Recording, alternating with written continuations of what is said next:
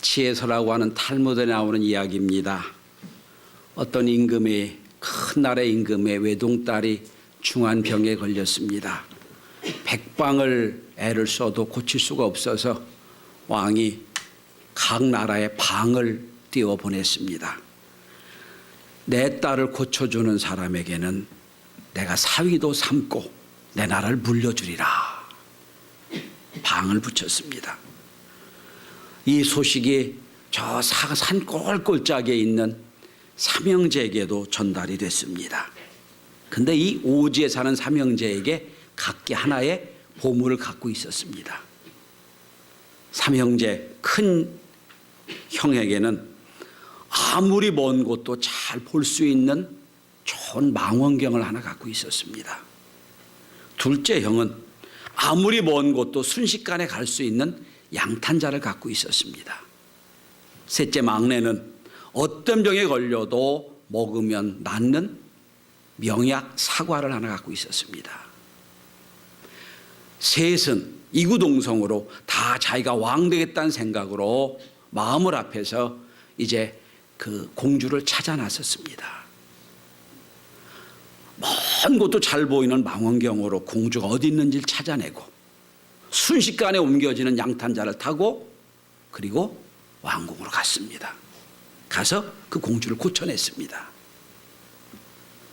자, 이제부터 문제입니다. 탈무드에게 질문합니다. 그러면 셋 중에 누가 왕이 될 수 있는가? 묻는 게 탈무드입니다. 여러분, 누구를 왕상으로 될까요? 먼 곳을 보고 정확하게 갔던 망원경이 있는 큰아들도 자격이 있고요. 죽기 전에 빨리 양탄자를 타고 갔던 둘째 아들도 자격이 있어요. 근데 왕은 셋째 아들 사과를 가진 사람에게 왕위를 넘겨줬다는 겁니다.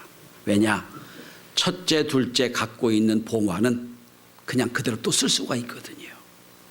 그런데 마지막 막내가 갖고 있는 사과는 한 번 먹으면 그로 끝나거든요. 무슨 얘기입니까? 왕은 공주를 위해 아끼지 않고 자기 마지막 남은 보물을 먹여준 셋째에게 왕위를 넘겨줬다는 이야기입니다. 무슨 얘기입니까? 가장 귀한 사랑은 희생이 없이는 안 된다는 걸 얘기하는 거예요. 성경에 많은 덕목이 나옵니다. 예수 믿으면 여러 덕목을 실천하며 살아야 됩니다. 그 덕목 중에 하나가 절제예요. 절약입니다. 오병이어의 기적을 일으키십니다. 예수님이. 그리고 5,000명을 먹이고 사람 수를 15,000명 이상이 먹었어요. 빈들에서. 그리고 12광우리가 남았어요. 성경은 참 재밌게 예수님이 그 12광우리도 잘 모아놓으라고 말씀하고 있습니다. 월리엄 버클리라고 하는 주경학자는 그 해석을 이렇게 했습니다. 하나님은 풍성하게 주시지만 결코 낭비는 원치 않으신다 라고 해석을 했어요. 그러니까 성령의 9가지 열매 중에 마지막 열매가 뭔지 아세요? 절제예요. 마음도 절제하고 음식도 절제하고 그리고 모든 걸 절약해서 쓰라는 말씀이에요. 자, 그런데 오늘 성경은 아주 독특한 이상한 말씀을 하고 계세요. 예수는 늘 가난한 자에게 함께했던 사람이고 늘 예수님은 뭔가를 허비하는 걸 안 좋아하셨던 분인데 오늘은 말도 안 되는 허비를 해요. 말도 안 되는 낭비를 하는데 예수님은 그 낭비를 보시고 칭찬하십니다. 칭찬 정도가 아니에요. 이렇게 칭찬하십니다. 복음이 전달되는 곳에는 이 영혼의 한 일을 영원히 기억하리라. 이건 최고조의 극의 칭찬입니다. 지금도 2000년 동안 이 이야기가 지금도 전달되고 있잖아요. 저는 도대체 이 여인이 어떤 주님 앞에 헌신을 하고 아끼지 않는 사랑을 베풀었기에 이렇게 하나님이 극도로 칭찬하시는가, 예수님이 그렇게 극도로 칭찬하신가, 이 말씀을 함께 나누며 은혜를 나누고자 합니다. 첫째로 이 여인의 사랑은 낭비하는 것으로 표현됩니다. 사랑은 낭비예요. 아마 여러분들은 주위의 회사에서 CC라든지 또한 여러분 가까운 자녀들이나 여러분 아는 사람들이 아주 비밀스럽게 연애를 하고 사랑해도 우린 금방 그걸 알 수가 있어요. 이유는 얼굴이 달라지고요. 아주 깐깐하고 아주 깍쟁이 같은 사람도요, 누구를 사랑하게 되면 그 사랑의 대상을 위해서는 아낌없이 쓰는 걸 볼 때 누가 생겼구나 알게 되는 거예요. 사랑은 아무리 주고 주어도 이전 됐다 이 정도가 아니에요. 늘 부족함을 느끼는 게 사랑이에요. 예를 들어 봅시다. 신실하게 예수 믿는 부부가 있었다 하십시다. 모든 것을 절약합니다. 그리고 하나님 뜻에 따라 사용합니다. 아주 균형 있게 삶을 삽니다. 그런데 어느 날 남편이 아주 비싼 레스토랑을 예약합니다. 거기다가 아주 비싼 선물을 사요. 이건 있을 수 없는 이야기예요. 평소에 그 남자 성격이나 행동을 보면 절대로 있을 수 없는 이 일을 막 벌려놔요. 왜냐? 그날은 자기 사랑하는 아내와 결혼기념일이기 때문에. 사랑이니까. 사랑은 낭비가. 우리가 그를 보고 왜 낭비했냐라고 말할 수가 없어요. 왜? 사랑의 마음이 그렇게 표현되는 것 뿐이기 때문입니다. 요한복음에 보면 오늘 이름 없는 한 여인이 예수님이 살려주신 나사로의 여동생 마리아라고 기록하고 있습니다. 마리아예요. 여러분, 마리아 한번 생각해 보십시오. 자기 오라버니가 죽은 지 사흘이 됐어요. 무덤에 갇혔어요. 이제 썩은 냄새가 납니다. 그런데 그 오라버니를 예수님이 오셔서 살려주셨어요. 살려주신 그 감사와 감격을 무엇으로 표현할 수 있을까요, 여러분? 그래서 오늘 이 여인은 자기가 할 수 있는 최고의 선물을 만들어서 주 앞에 드리는 거예요. 이거 우리가 낭비라고 할 수가 없습니다. 사랑의 표현이에요. 성도 여러분, 지금 마리아는 오라버니를 살려주고 자기를 구원했으니 그 구원에 대한 감사와 감격으로 낭비와 같은 선물을 주 앞에 드리는 거예요. 그렇다면 성도 여러분, 저와 여러분 여기 와서 예배드리기까지 하나님 우리를 얼마나 사랑하는지, 우리를 구원하시기까지 하나님 얼마나 애쓰셨는지 안다면 우리가 주 앞에 드린 감사는 부족함이 없을 겁니다. 내 인생을 구원하신 하나님, 내 삶을 주장하신 하나님 앞에 우리가 만약에 뭔가를 드릴 수 있다면 그것은 허비함이 아닐 겁니다. 오늘 이걸 모르는 사람들은 비난을 합니다. 저가 누군데 저렇게 엄청난 걸 가져다가 허비하는가? 주님은 그걸 허비라고 하지 않으세요. 낭비라고 하지 않으세요. 이 여자가 나에게 아름다운 일을 했다고 표현하세요. 오늘 이 여인은 내가 구원받은 것, 내 오라버니 살려주신 이 감격과 기쁨을 어떻게 표현합니까? 노동자의 하루 품삯이 한 데나리온인데 300일을 만들어 300데나리온에 해당하는 향유를 사서, 이 향유 얼마짜리인지 모르겠지만 지금 하루에 10만 원씩 계산한다면 3천만 원 정도의 향유를 사서 주님께 드리는 거예요. 다른 성경에 보면 눈물로 발을 씻으며 머리털로 예수의 발을 닦았다고 성경은 기록하고 있어요. 너무 기쁨에 감사드리는 거예요. 포항에 기독교 대학인 한동대학이 있습니다. 한동대학은 기독교 정신으로 세워진 지방대학이지만 나름대로 위치가 있는 대학입니다. 온누리교회 몇몇 교회들이 모여서 기독교적 정신을 가진 대학을 만들자라고 만든 대학입니다. 아무 조건 없이 후원했던 온누리교회 예전 고 하용조 목사님이 교회에서 비난을 받았어요. 한동대를 돕는 것 때문에. 그때 그는 그런 고백을 했다고 합니다. 한동대를 도와준 만큼 우리의 마음은 더 커진 것입니다. 이것을 뒤에 현재 담임 목사인 이재훈 목사가 자기 책에서 이걸 이렇게 해석하고 있더라고요. 한동대학을 도움으로 하 목사님과 온누리교회가 도리 어려움을 겪기도 했지만 가장 큰 보상, 마음이 넓어진 것으로 해석하신 것입니다. 대부분 사람들은 주고받는 기브 앤드 테이크 삶을 원리로 삼습니다. 나에게 당장 이득이 돌아올 것 같지 않은 곳에는 투자하지 않습니다. 그런데 하나님을 동행하는 사람들은 희생을 두려워하지 않습니다. 조건 없는 기부, 아낌없는 긍휼, 더 주지 못해 미안해하는 마음으로 살아갑니다. 왜냐? 하나님의 원리는 주고 또 주는 기브 앤드 기브의 원리이기 때문입니다. 내가 지금 붙잡고 있는 것을 포기하면 당장은 죽을 것처럼 보이지만 오히려 그것을 내려놓음으로 살아있고 복된 인생을 경험할 수 있습니다. 낭비처럼 보이는 곳에 삶을 투자해 보십시오. 하나님의 살아계심을 경험하게 될 것입니다. 라고 최근에 발간한 책에서 그런 고백하고 있습니다. 제가 신학대학원에서 경영학을 강의합니다. 경영의 기본 원리가 몇 가지가 있어요. 그 중에 효과성이라는 원리가 있어요. 목표에 얼마나 근접하는가, 목표에 얼마나 달성하는가, 효과성이에요. 무언가를 노력하고 애를 썼는데 효과가 없다면 문제가 생기잖아요. 효과성을 얼마나 갖고 있느냐. 또 한 가지 효율성이에요. 투자 대비 투입 대신 투자지요. 얼만큼 투자해서 얼마나 얻었느냐 이거죠. 우리말로 말하면 가성비라고 할 수 있겠지요. 네, 여러분, 하나님의 우주 창조 원리를 보시면 가장 효율적입니다. 때에 맞게 적재적소에 그만큼의 에너지를 만들어서 우주를 움직이고 계세요.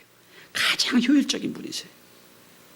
그런데 그 가장 효율적인 분이 말도 안 되는 비효율적인 일을 하신 게 뭔지 아세요? 십자가예요. 생각해 보세요. 짐승보다 못한, 지렁이보다 못한 우리 인간을 위하여 하나님이 외아들 이 땅에 보내신 사건이에요. 효율적으로 말하면 가장 비효율적인 사건이에요. 그게 십자가예요. 자기들이 누구 죽었는지도 모르는 그 십자가의 죽음에 주님은 아무런 말 없이 돌아가십니다. 가장 비효율적인 사건이에요. 여러분, 그래서 자본주의 사회는 시장경제 사회죠. 그리고 얼만큼 작게 투입해서 얼만큼 많이 걷느냐 이 싸움을 하고 있지만 교회는 그 반대적인 싸움도 해야 됩니다. 성도 여러분, 여러분이 이 자리에 앉기까지 하나님이 얼마나 많은 거를 투자하는지를 생각해 보셔야 돼요. 만약에 투자 대신 만약에 내가 효율성으로만 따졌다면 저와 여러분 여기 한 명도 안 와 있을 거예요. 아무도 여기 있지 않았을 거예요. 그런데 한 영혼을 사랑하시기, 천하를 주고도 저와 여러분을 바꿀 수 있다면 그 구원을 위하여 천하를 사탄에게 파셨을 겁니다. 우리 구원이 그렇게 중요한 거예요. 그래서 교회는 세상 사람들이 보기에는 효율성이 없는 것처럼 보이지만 한 영혼을 위해서는 가장 비효율적으로도 사용할 수 있는 게 교회가 돼야 돼요. 요즘 교회가 문화센터 같이 교회를 짓는 경우도 있어요. 필요합니다. 주중에만 쓰는 게 아니라 주일만 쓰는 게 아니라 주중에도 써야 되니까. 그런데 그런 교회도 있어야 되지만 사실은 주일 한 번을 위해서라도 가장 비효율적인 걸 위해서라도 거룩한 공간은 필요하다는 생각입니다. 여러분, 오늘 마리아를 한번 보세요. 보시면 받은 은혜를 어떻게 표현할 방법이 없어요. 시켜서 하는 게 아니에요. 가장 비싼 향유를 사서 주님 앞에 선물로 드려지는 겁니다. 사랑은 낭비입니다. 여러분, 오늘 이 한 시간 여기 계신 여러분 하나님 다 사랑하시지요? 그러면 여러분 생각해 보세요. 얼마나 내가 하나님을 위해서 낭비를 했는지, 내가 시간의 낭비를 얼마나 했는지, 내가 물질 낭비를 얼마나 했는지 돌아보시기 바랍니다. 오늘 마리아는 자기가 갖고 있는 최고의 낭비를 주 앞에 드린 거예요. 둘째로 하나님이 여인의 이 낭비, 이 사랑을 하나님의 뜻을 이루는 도구로 사용하십니다. 이 장면이 중요합니다. 성도 여러분, 그냥 그럴 수 있다고 생각을 합니다. 자기가 받은 은혜, 자기 오빠가 받은 은혜가 너무 크니까 할 수 있는데 최고의 선물을 받아가지고 사서 주 앞에 드리는 것 가능해요. 그런데 오늘 예수님은 그 정도가 아니라 아주 감동하세요. 감격해 하세요. 얼마나 감격하시는지 이렇게 말씀합니다. 여러분, 8절에 보면 그는 힘을 다하여 내 몸에 향유를 부어 내 장례를 미리 준비하였느니라. 아니, 장례까지 예수님 말씀하시는 거예요. 이걸 이해하셔야 됩니다. 여러분, 오늘 이 사건은 예수님이 잡히시던 날로 계산해서 사흘 전에 일어난 사건이에요. 6월절입니다. 6월절 직전입니다. 이제 곧 십자가를 지고 주님 돌아가실 직전이에요. 그런데 여러분, 예수님이 이 땅에 오실 때 예수님은 우리를 구원하시고요, 직무를 갖고 오셨어요. 하나님의 아들로 오셨고요, 또 우리의 죄를 대속하실 제물로 오셨고요. 그런데 우리의 모든 죄를 대속하신 게 가장 중요한 게 뭐냐면 대제사장으로 오신 분입니다. 제사장으로 오신 분이에요. 그래서 우리가 신앙 고백할 때 이 세 가지 용어가 함께 나와야 진짜 신앙 고백하는 겁니다. 주, 나의 주님, 큐리오스, 나의 인생의 주인. 예수, 베들레헴에 온 요셉의 아들 예수. 그 다음에 또 하나, 그리스도 혹은 메시아 같은 단어입니다. 메시아는 헬라어 단어고요, 또 그리스도도 같은 단어, 기름 부음 받은 자라는 뜻이에요. 히브리어, 헬라가 메시아와 그리스도 똑같은 말입니다. 그러니까 우리가 기도할 때 예수 이름으로 기도합니다 좋지만 주 예수 그리스도 이름으로 기도합니다가 맞는 거예요. 자, 그런데 주님이 이 땅에 오셔서 세례 받으실 때 하늘이 열렸습니다. 그리고 말씀하셨습니다. 넌 내 사랑 아들이다. 인정받았어요. 하나님 사랑 인정받았어요. 내 기뻐하는 자 인정받았어요. 그런데 이제 대제사장으로 인류의 모든 죄를 위해 십자가에 밟고 돌아가셔야 되는데 결정적으로 한 가지를 못 하신 게 있어요. 제사장의 직분, 기름 부음 받은 직분을 못 하셨어요. 그게 이제 며칠 안 남았어요. 제사장으로 기름 부음 받아야 인류의 모든 죄를 대속하시거든요. 그런데 그 기름 부음을 누가 하느냐 하면 오늘 마리아가 합니다. 오늘 여러분 본문의 3절을 주목해 보십시오. 그리고 3절 마지막에 오늘 마리아가 기름을 어디다 붓는지 한번 보시기 바랍니다. 어디다 부어요? 어디다? 머리에 부어요. 머리에. 드디어 예수님이 메시아 기름 부음 받은 자로 오는 거예요. 누가복음에 한 번도 예수님 메시아라고 한 적이 없어요. 오늘 드디어 공개적으로 내가 메시아다 인정받는 거예요. 이거를 누가 해요? 아낌없이 사랑받음에 기뻐서 낭비처럼 여기는 마리아의 손을 통하여 하시는 거예요. 기름 부음 받아줘요. 그래서 예수님은 온 우주 만물의 지금 구원을 위한 모든 지금 다 퍼즐 조각이 끼어져 있는데 단 한 조각이 안 끼어져 있어요. 그게 뭡니까? 메시아로 이 땅에 오신 게 안 끼어져 있거든요. 그 마지막 순간 마리아를 통하여 퍼즐의 마지막에 끼어지는 거예요. 그게 예수님이 그렇게 칭찬하시는 거예요. 이 여자가 나에게 아름다운 일을 했다. 그런데 이런 마리아는 이런 생각이 전혀 없어요. 지금 그저 자기의 구원받은 거에 감사와 감격으로 한 것뿐이에요. 근데 주님은 그걸 그렇게 해석하시는 거예요. 이 여자가 나를 기름 부어서 나를 메시아로 확인해 줬다는 거예요. 더 중요한 게 있습니다. 오늘 여러분 이 메시아로 기름 부음 받은 게 어디서 기름 부음 받아요? 3절에 보세요. 나병 환자 시몬의 집에서 식사하실 때 이루어진 일이에요. 보통의 제사장의 직분은 아주 예루살렘 큰 성전에서 많은 제사장들이 보는 앞에서 머리부터 발끝까지 기름을 부어주게 돼 있어요. 그게 제사장 대관식이에요. 사람들이 다 축복을 합니다. 그런데 오늘 예수님 대관식은, 예수님의 기름 부음은 어디서? 문둥병자의 집에서, 어디서? 죽음을 앞에 놓고 섬기러 이 땅에 오신 주님을 보여주고 있는 거예요. 장례식을, 제사장은 보통 취임식 때 기름 부어 제사장 만들지만 오늘 예수님은 죽기 직전에, 그래서 예수님 말씀하십니다. 나의 장례를 예비했다고.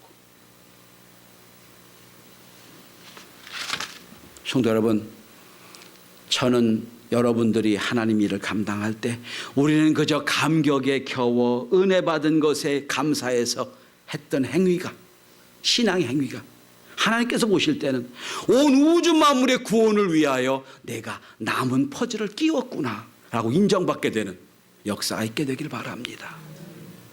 우리 교회가 작은 교회지만 선교와 교육을 많이 합니다. 전 이런 하나님의 응답받았으면 좋겠어요. 그래, 너희 교회가 작은 교회인데 너가 해외 선교를 많이 하고 선교사를 많이 세워서 주의를 감당하는구나. 내가 우주의 구원에 작은 퍼즐을 잘 끼워놨구나. 이렇게 인정받는 교회가 됐으면 좋겠어요. 자, 오늘 이 마리아의 이 헌신은 사랑이 낭비로 보여졌습니다. 근데 전혀 낭비가 아니에요. 오늘 이 여인은 그 감격에 겨워 감사해서 예수님의 머리에 기름 부었지만 주님은 이거를 메시아로, 기름 부음 받은 그리스도로 오시는 것으로 인정하셨습니다. 마지막으로 오늘 이 여인의 사랑은 준비된 사랑이었습니다. 성도 여러분, 아무것도 없는 여자가, 엄마 아버지도 없는 이 여자가 어떻게 남자가 하루 벌이가 한 달란트라면 300달란트를 모아서 기름을 샀을까요? 땅을 팔았을까요? 아니요. 준비했던 거예요. 아마 1년을 준비한지도 몰랐겠어요. 아니, 여자니까 더 오래 준비할 수도 있겠지요. 오랫동안 준비해서 이 날을 기대하고 주님 앞에 섬긴 거예요. 그만큼 오늘 이 여자는 인생의 시간의 낭비를 가져왔다는 거예요. 귀한 것은 준비한 만큼, 시간 들인 만큼 은혜가 더하게 돼 있어요. 준비함 없이는 귀한 게 없어요. 우리 인간이 귀한 건 엄마 뱃속에 10개월을 있었기 때문에 귀한 거고요. 우리가 인간이 귀한 것은 그가 자기 삶을 유지하기 위해서 적어도 20년 이상은 누군가가 사랑해서 키워줬기 때문에 중요한 거예요. 근데 성도 여러분, 오늘 이 여인이 예수님의 사랑을 준비해서 향유를 드렸다면,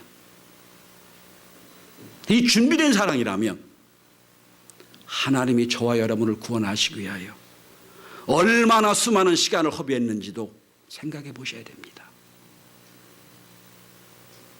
아담으로부터 지은 죄가 우리 오기까지 수많은 세월을 준비하고 기다리셨다가 아기 예수를 보내신 겁니다. 가장 효율적인 그분이 가장 비효율적으로 이 땅에 예수를 보내신 거예요.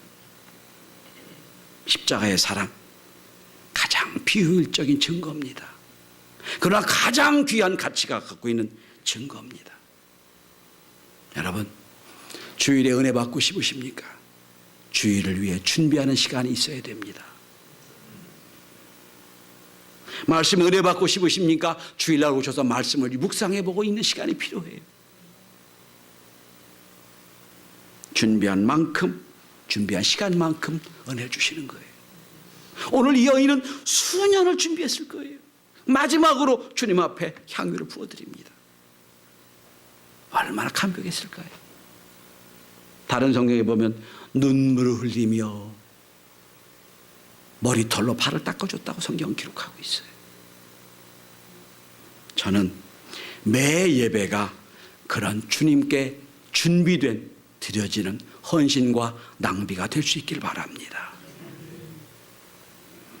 미에르 바돈이라고 하는 예배학자 여자분이에요. 10살쯤에 그 홍역을 앓고 지금도 살아있는 종합병원으로 여겨지는 그런 여자 선교, 여자 신학자가 있습니다. 2년 전인가 한번 한국에도 오셨었죠. 예배학 강의를 위해서. 그 중에 그분이 쓴 책 중에 제목이 이런 책이 있습니다. 거룩한 낭비 예배라고 하는 책이 있습니다. 예배는 세상의 눈으로 볼 땐 낭비처럼 여겨집니다. 야, 바쁜 시간에 너 주일마다 가서 낭비예요.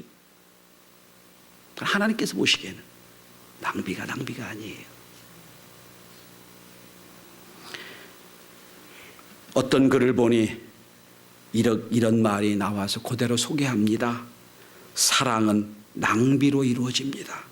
그러나 낭비로 이루어지는 사랑은 언제나 인간의 계산과 예상을 초월하는 결과를 가져옵니다. 그래서 신학자 폴 틸리에는 이 여인의 300대 년의 사랑을 거룩한 낭비라고 칭하고 있습니다. 사랑의 헌신, 아름다운 낭비. 오늘 십자가는 우리에게 하나님의 거룩한 낭비를 보여줍니다. 그리고 우리에게 묻고 계십니다. 너는 얼마나 낭비를 하고 있는가? 기도합니다.